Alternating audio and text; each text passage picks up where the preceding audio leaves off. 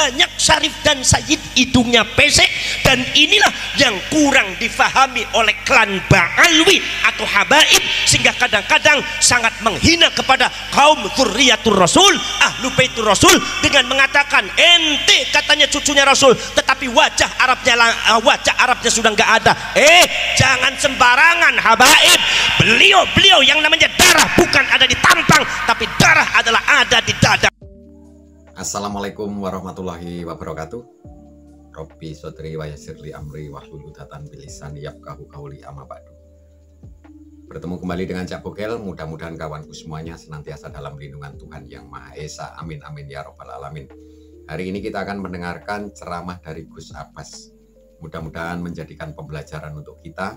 Kita ambil hikmah, dan apa nanti yang disampaikan Gus Abbas akan kita simak bersama-sama. Rupanya perjuangannya beliau menumpas Belanda dengan mendirikan Hizbullah untuk mengorganisir seluruh kekuatan masyarakat dan para ulama yang ada di Indonesia untuk melawan Belanda. Ternyata perjuangan beliau belum selesai, dan ternyata di Indonesia masih ada sisa dan antek-antek Belanda yang harus kita bereskan. Maka ini harus diteruskan sama cucu saya. Dari situ saya baru mangkut-mangkut, oh ini maksudnya. Alhamdulillah.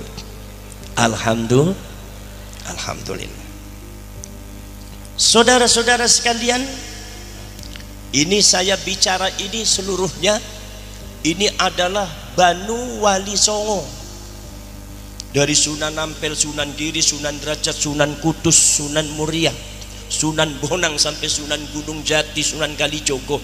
Ini kumpul semua ada di sini. Ini ibarat adalah reuni keluarga. Ini adalah ibarat merupakan sesuatu musyawarah keluarga untuk kembali menyusun sebuah kekuatan, yaitu kekuatan daripada dakwah Wali Songo. Kalau kita bicara Wali Songo, saudara-saudara sekalian, yang Anda ketahui bahwa Wali Songo ini tidak bisa disebut Habib. Wali Songo ini bukan Habib. Kalau ada habaib yang mencangkokkan Wali Songo itu adalah Habib, ada dua alternatif. Nomor satu pencangkokan nasab, nomor dua adalah antek daripada Belanda.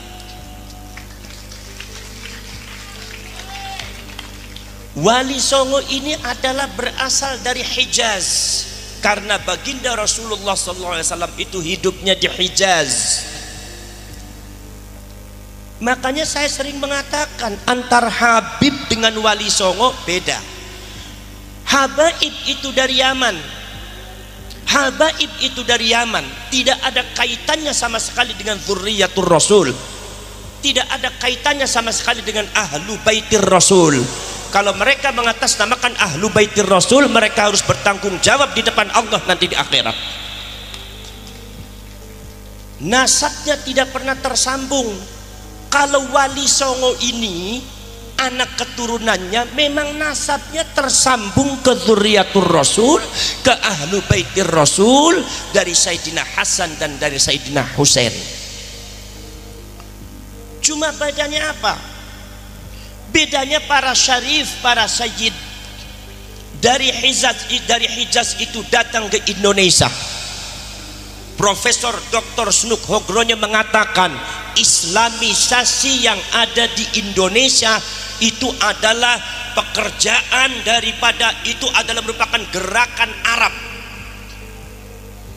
Kalau gerakan Arab itu bukan para habaib. Kenapa? Karena secara genetika, menurut para pakar genetika, habaib dari Hadramaut itu darah Arabnya hanya 3%. Yang lainnya bukan darah Arab, ada yang Bangladesh, dan kebanyakan adalah darah genetika Yahudi. Jadi tidak Arab. Kalau mereka Arab tidak bisa disebut Arab, apalagi disebut sebagai Ahlul Bait. Karena Ahlul Bait seluruhnya dari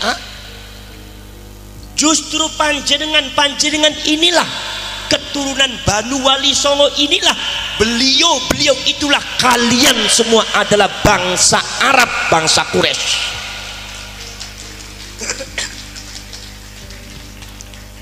Saudara-saudara sekalian, ketika kemudian para syarif dan para sayyid itu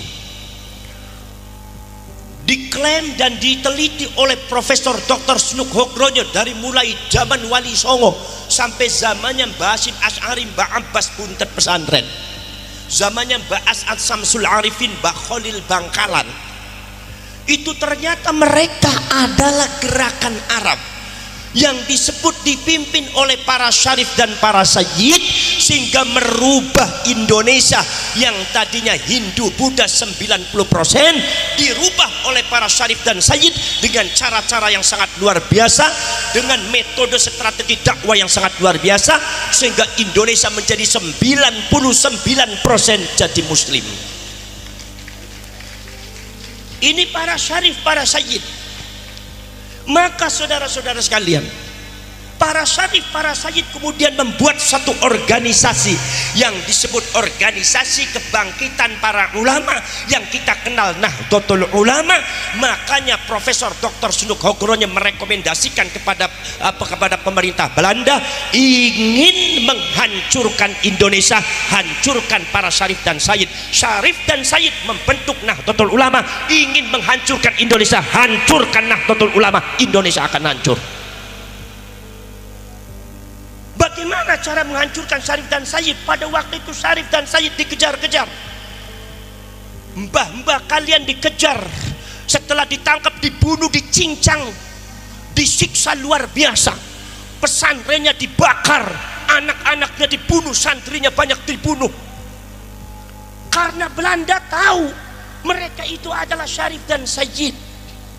Makanya para syarif dan sayyid kemudian pada akhirnya bukan sekedar dafnul wujud, membenamkan dirinya supaya tidak ketahuan oleh Belanda sebagai syarif dan sayyid, bukan sekedar nasabnya yang diumpetin, bukan sekedar nasabnya yang disimpan, tetapi fisiknya juga disimpan. Para syarif, para sayyid kawin dengan orang Jawa, kawin dengan orang Sunda, kawin dengan orang Melayu, kawin dengan orang Madura.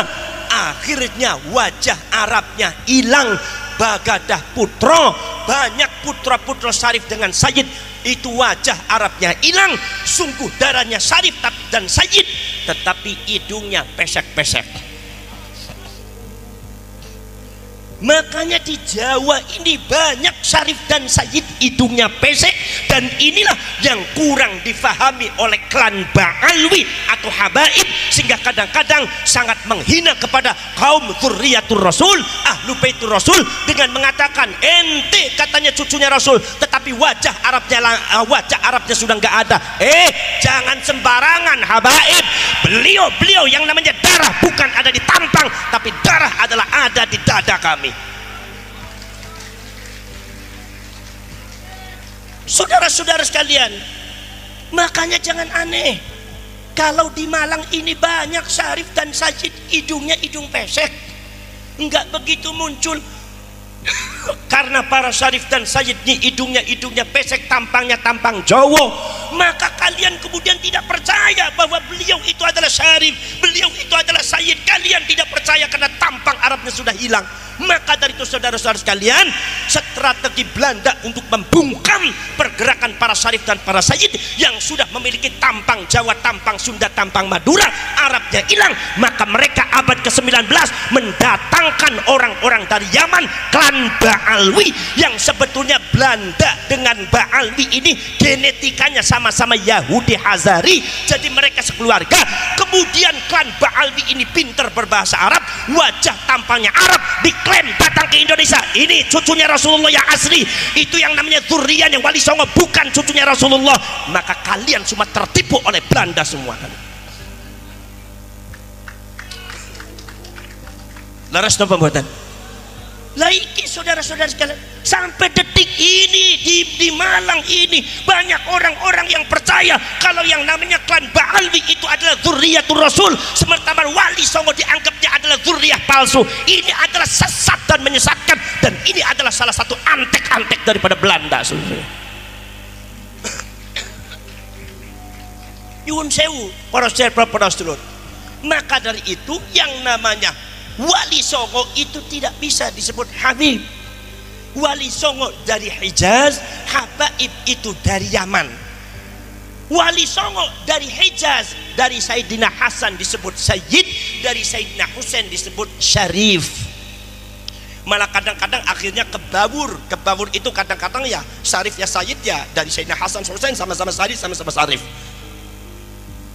Makanya saudara-saudara sekalian, seluruh julukan Wali Songo tidak ada yang disebut Habib. Sunan Ampel disebutnya Sayyid Rahmatullah, Sayyid bukan Habib. Betul? Punya bapak namanya siapa? Namanya adalah Sayyid Ibrahim Asmorokondi, As-Samarkondi juga Sayyid. Kemudian juga punya bapak Maulana Al-Maghribi, Maulana As-Sayyid, itu juga beliau Sayyid bukan Habib. Al-Maghribi Maghribi Maroko, bukan Al-Yamani, bukan Al-Hadrami, tapi Al-Maghribi Maroko.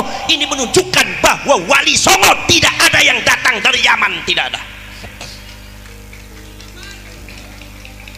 Cuma kadang-kadang nih habaib nih rese-rese, Wali Songo dari Yaman, dasmu gundul. Emang Yamannya sehebat apa?